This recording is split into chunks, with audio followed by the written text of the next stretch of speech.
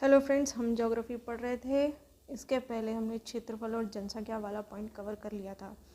Geography में भी हम भारत का सामान्य परिचय को कंप्लीट कर रहे हैं। तो इसी कड़ी में अगला हमारा जो टॉपिक है उसका नाम है भारत का अक्षांशीय और देशांतरी विस्तार। तो अक्षांशीय देशांतरी विस्तार में हम देखते हैं अक्षांश रेखाएं। अक्षांश रेखाएं, ये देखिए आज हम पढ़ने वाले हैं अक्षांश रेखाएं। किसी स्थान की पृथ्वी के केंद्र से मापी गई कोणीय दूरी अक्षांश रेखा कहलाती है। ये तो हो गई इसकी परिभाषा। किसी स्थान की पृथ्वी के केंद्र से मापी गई कोणीय दूरी उसकी अक्षांश रेखा कहलाती है। देखिए ये हो गई हमारी पृथ्वी, ठीक है, ये पृथ्वी हो गई। अब इस पृथ्वी को हम दो बराबर भागों में बांट दें, ये बांट दिया। तो इस जो दो बराबर भागों में हमने बांटा है जिस रेखा से, इसे कहते हैं भूमध्य रेखा। भूमध्य रेखा या शून्य रेखा या विषुवत रेखा, इसके तीन नाम हैं। तो इसका जो सेंटर पॉइंट होगा यहाँ से, इस सेंटर पॉइंट से हम क्या करेंगे कि पृथ्वी, देखिए लिखा है किसी स्थान की पृथ्वी के केंद्र से मापी गई कोणीय दूरी। तो पृथ्वी के केंद्र से हमने यहाँ एक कोण बनाया और यहाँ पे भी कोण बनाया। तो पृथ्वी के केंद्र से यहाँ कोण बनाया। अब इन दो कोणों को मिलाने वाली दूरी, अब इन दो कोणों को मिलाने वाली जो लाइन है, ये जो रेखा है, इसे हम कहते हैं क्या? अक्षांश रेखा। क्या कहते हैं? अक्षांश रेखा। समझ में आया कि पृथ्वी के केंद्र से खींची गई, पृथ्वी के केंद्र से मापी गई ये कोणीय दूरी क्या कहलाती है? अक्षांश कहलाती है। क्लियर है? इसके बाद लिखा है विषुवत रेखा या भूमध्य रेखा के समानांतर खींची गई काल्पनिक रेखा। देखिए पृथ्वी पे ये वास्तविक नहीं है, ये हमने अपनी समझ के लिए इन्हें माना है। इनकी क्या की है? कल्पना की है। इनकी हमने क्या की है? कल्पना। ठीक, इनकी हमने क्या कर ली है? कल्पना की है, इसलिए इन्हें काल्पनिक रेखा कहा गया है। क्या कहा गया? काल्पनिक रेखा। इनका चिन्ह होता है फाई। इनका चिन्ह होता है फाई। ये इनका जो मतलब ये अक्षांश रेखा को दर्शाने का जो चिन्ह है वो है फाई। ये इस तरह से फाई होता है और नोट नहीं हुआ था। इनकी संख्या टोटल 181 है। इनकी संख्या कितनी है? टोटल 181 है और वृत्त बनाती है 179। तो इनके जो दक्षिणी ध्रुव और उत्तरी ध्रुव मिला के इनकी टोटल संख्या होती है 181 और इनका वृत्त है 179। थोड़ी सी अजीब बात है, वो इसलिए है क्योंकि रेखाएं 181 है लेकिन वृत्त कितनी बना रही है? 179। क्योंकि जब आप यहाँ आगे बढ़ेंगे तो ये जो ध्रुव होते हैं यहाँ पे सिर्फ बिंदु बन के रह जाता है, तो ये वृत्त में नहीं कहलाते, इसलिए ये दो बिंदु हो जाते हैं ध्रुव पे। ये हो गया आपका नॉर्थ पोल और ये हो गया आपका साउथ पोल। तो इस प्रकार से दो बिंदु हो जाते हैं, इसलिए हमारे पास वृत्त कितने हैं? 179। आई थिंक यहाँ तक आपको क्लियर हो चुका होगा। अब देखिए कुछ विशिष्ट अक्षांश रेखाएं देखते हैं। देखिए विशिष्ट अक्षांश रेखाएं बहुत सी हैं। पहला विषुवत रेखा। विषुवत रेखा कौन सी थी? मैंने अभी आपको समझाया। विषुवत रेखा कौन सी थी? जो पृथ्वी को दो बराबर भागों में बांटती है, बीच वाली भूमध्य रेखा। इसलिए भूमध्य मतलब पृथ्वी के बीच वाली मध्य वाली रेखा भूमध्य रेखा, इसे ही हम शून्य रेखा कहते हैं। पृथ्वी को उत्तरी और दक्षिणी गोलार्ध में बांटती है। पृथ्वी को ये नॉर्थ पोल हो गया और ये साउथ पोल हो गया, इन दो भागों में इसे बांटती है। भूमध्य रेखा एकमात्र भूमध्य रेखा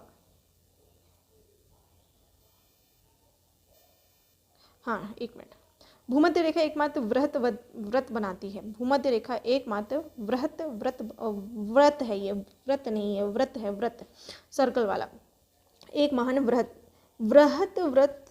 क्या होता है? देखिए ग्रेट सर्कल क्या होता है देख लेते हैं। वह सर्कल मतलब वह सर्कल जो पृथ्वी को दो बराबर भागों में बांट दे। ये वाला भाग भी बराबर होना चाहिए और ये वाला भी। तो यहाँ पे देखिए जो भूमध्य रेखा है बराबर पृथ्वी को दो भागों में बांट रही है। अगर हम यह अक्षांश थोड़ा सा नीचे खींच लें तो यह महान व्रत नहीं कहलाएगी। क्यों? क्योंकि देखिए पृथ्वी का ये हिस्सा थोड़ा छोटा है और ये पृथ्वी का देखिए कितना बड़ा हिस्सा है, तो ये दो बराबर भागों में नहीं बांट रही है, इसलिए हम भूमध्य रेखा को क्या कहते हैं? महान व्रत कहते हैं। तो अक्षांश के मामले में महान व्रत सिर्फ एक ही है। महान व्रत कितनी है? सिर्फ एक ही है। ठीक, इसके बाद आगे देखें यह जो रेखा है 13 देशों से होकर गुजरती है। ये आपको सर्च करना है कि कौन कौन से देश हैं, ठीक है। इसके आगे हम बढ़ें तो अब कर्क रेखा जो 23.5 उत्तरी अक्षांश, देखिए ये नॉर्थ पोल है उत्तरी, और ये हमारा है साउथ पोल, ठीक। तो इसमें जो 23.5 अक्षांश रेखा है इसे हम कहते हैं कर्क। क्या कहते हैं? कर्क रेखा। और ये उत्तर में आने के कारण है 23.5 अंश, ठीक, 23.5 अंश, और ये है दक्षिण में 23.5 अंश। ये दक्षिण में आने के कारण मकर हो जाती है, ठीक, और ये उत्तर में आने के कारण कर्क हो जाती है, ठीक। इसके बाद देखिए मकर रेखा हो गया, कर्क रेखा हो गया।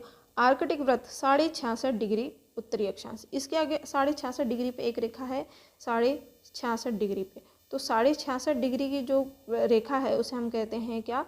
आर्कटिक वृत्त। और वही 66.5 की नीचे वाली रेखा को हम कहते हैं अंटार्कटिक वृत्त, ठीक। इसके बाद आता है 30 से 35 डिग्री उपोष्ण उच्च वायुदाब पेटी। तो जो 30 से 35 वाला हिस्सा है, 30 से 35 वाला हिस्सा, ये दोनों तरफ उच्च उपोष्ण वायुदाब पेटी कहते हैं। यहाँ पे जो वेग है वो ज़्यादा रहता है, ठीक। इसके बाद है उत्तरी ध्रुव 90 डिग्री, उत्तरी ध्रुव 90 डिग्री, और नीचे है दक्षिणी ध्रुव 90 डिग्री दक्षिणी अक्षांश, ये यहाँ पे है। ये दक्षिणी हो गया और ये उत्तरी हो गया। क्लियर हो गया? तो ये थी अक्षांश रेखाएं जिनके बारे में हमने पढ़ा। ये देखिए इसका एक डायग्राम है, इसमें आपको क्लियर दिखाई दे रहा होगा कि यहाँ पे आप देखिए ये उत्तरी ध्रुव दिखा है, ये दक्षिणी ध्रुव लिखा हुआ है। इसके बीच में देखिए जो 0 डिग्री है ये है आपका विषुवत रेखा, शून्य रेखा या भूमध्य रेखा कह सकते हैं। और ये 23.5 अंश उत्तर में है कर्क रेखा, और ये 23.5 डिग्री ये हो गया मकर रेखा, ठीक है। और ये उत्तरी ध्रुव व्रत है, ये उत्तरी ध्रुव व्रत है, ये दक्षिणी ध्रुव व्रत है। इसके बाद अब आते हैं देशांतर रेखाओं में। देशांतर रेखाओं में देखिए इसमें लिखा पृथ्वी के तल पर स्थित किसी स्थान की भौगोलिक स्थिति बताने के लिए उस स्थान के अक्षांश लैटिट्यूड और देशांतर का मान बताया जाता है। तो इसमें क्या लिखा है देखिए, इसको इस तरह से समझ सकते हैं। ये देखिए उत्तरी ध्रुव को दक्षिणी ध्रुव से मिलाने वाली काल्पनिक रेखा ही क्या कहलाती है? देशांतर रेखा है। देखिए ये आ रही उत्तर, ये नॉर्थ पोल है हमारा, ये साउथ पोल है। तो उत्तरी ध्रुव को दक्षिणी ध्रुव से मिलाने वाली जो काल्पनिक रेखाएं हैं ये देशांतर रेखाएं कहलाती हैं। देशांतर रेखाओं का बेसिकली टाइम के लिए इनका इम्पोर्टेंस है, इसलिए हम इसे पढ़ते हैं। देखिए यह अर्धवृत्ताकार होती है, आप यहाँ देखेंगे कि ये जो देशांतर रेखा है ये यहाँ से स्टार्ट हो रही है और आधा वृत्त बनाते हुए ये जो साउथ पोल है वहाँ पे ख़त्म हो जा रही है वहाँ पे। तो इस तरह से आधा वृत्त बना रही है। वृत्त पूरा कैसा होता है? ऐसा होता है पूरा वृत्त, और हम अर्धवृत्त बनाए तो इतना होता है ना। तो उसी हिसाब से हम देशांतर को देखें तो यह भी क्या बना रही है? अर्धवृत्त बना रही है। और सारी देशांतर रेखाएँ क्या बना रही हैं? अर्धवृत्त बना रही हैं। पृथ्वी को 2 बराबर भागों में बांटती है। आप देख लीजिए ये हमारी पृथ्वी है, ये डायग्राम में साफ समझ में आ रहा है। अगर आप यहाँ से भी एक रेखा खींचेंगे तो भी पृथ्वी 2 बराबर भागों में है, ठीक। उसके बाद अगर आप यहाँ से भी खींचेंगे तो भी पृथ्वी 2 बराबर भागों में बंटती है। इसके बाद आप ये वाला भी हिस्सा आप देखेंगे तो पृथ्वी इधर से और इधर से 2 बराबर भागों में बट रही है। इसका मतलब है कि देशांतर रेखाएं जितनी भी होती हैं वो सारी कैसी हैं? महान वृत्त है। जबकि अक्षांश में एक ही रेखा थी जो महान वृत्त है, जिसका नाम है भूमध्य रेखा, ठीक है। तो देशांतर रेखा और अक्षांश रेखा में एक अंतर मिल गया कि अक्षांश रेखा में एक ही महान वृत्त रेखा है, और जबकि देशांतर रेखाओं में जितनी भी देशांतर रेखाएं हैं वो सारी कैसी हैं? महान वृत्त बनाती हैं, ठीक। इसके बाद है यह समानांतर नहीं होती, यह समानांतर नहीं होती। मतलब आप यहाँ देखेंगे, देखिए समानांतर का मतलब क्या होता है? समानांतर का मतलब होता है जैसे आपने ये लाइन खींची, एक लाइन खींची तो उसी के समान एक और लाइन खींचे जो आगे अनंत तक इसी तरह चलती जाए, एक दूसरे को कभी ना काटे। लेकिन आप जब देशांतर के मामले में देखेंगे तो जो एक रेखा यूँ इस तरह से आ रही है और एक रेखा इस तरह से आ रही है तो कहीं ना कहीं आगे जाके एक ऐसा पॉइंट होगा जो एक दूसरे को काटेगी, इसलिए यह समांतर नहीं कहलाती। समानांतर रेखाएं एक दूसरे को कभी नहीं काटती, तो यह जो रेखाएं हैं यह समानांतर नहीं कहलाती। जबकि अक्षांश रेखाएं हैं जो हमेशा समानांतर हैं, वो आगे जाके किसी को भी नहीं काटती। This clear? आपको समझ में आ गया होगा समानांतर क्या होता है। इनके मध्य की सर्वाधिक दूरी 111.32 है। देखिए इनके मध्य की सर्वाधिक दूरी 111.32 इसलिए है क्योंकि जो भूमध्य रेखा है, भूमध्य रेखा के पास ही इनकी सर्वाधिक दूरी कितनी है, 111.32। लेकिन जब आप इनके आगे बढ़ते जाएंगे तो इनकी दूरी देखिए कम होते जा रही है और तो ध्रुवों पे आके ये शून्य हो जाती है। ध्रुवों पे आके कैसी हो जाती है, शून्य हो जाती है। तो सर्वाधिक इनकी भूमध्य रेखा पे होती है कितनी, 111.232 किलोमीटर। ठीक, इसके बाद देखिए सभी देशांतर रेखाओं की लंबाई समान, सभी देशांतर रेखाओं की लंबाई समान होती है। यहाँ पे एक देखिए देशांतर, ये जो नॉर्थ पोल है और साउथ पोल तक की ये देशांतर रेखाएं हैं, इनकी सारी लंबाई, जो जितनी सारी देशांतर रेखाएं, इनकी सबकी लंबाई कैसी होती है, समान होती है।